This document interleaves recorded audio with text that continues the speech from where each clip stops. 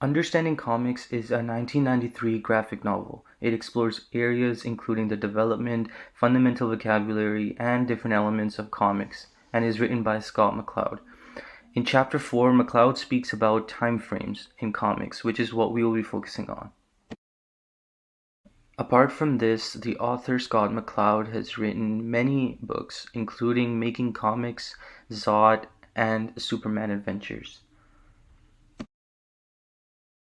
This article is important to the study of new media because it shows how comics used to be read only left to right, but because of new media, aka computers, now comics can be read left to right, up and down, diagonally, and if there is a turn in the story, you could show it by a turn. Here is an example.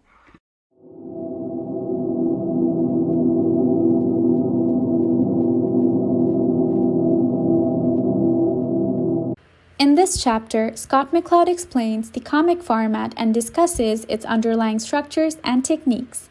He refers to comics as sequential art and finds the art form to be as old as the ancient Egyptians. Here, he explains the use of panels and how they define time and space. A single comic panel is meant to represent a moment in time, but that moment can be expanded with details such as backgrounds, characters, and dialogue or sound balloons.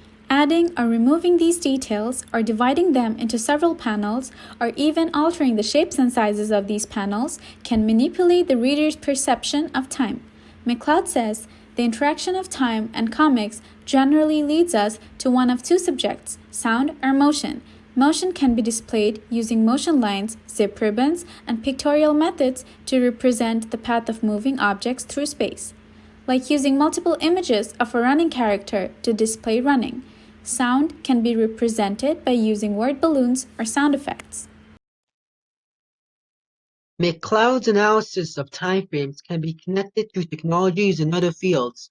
Time-lapse videos capture time and speed it up, showcasing its influences on objects and organisms. This apple has been recorded for about a month, visually showing the food decomposing.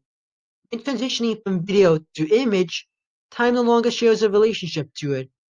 However, switching to a bruised apple makes the connection that time has passed, but we just don't see it.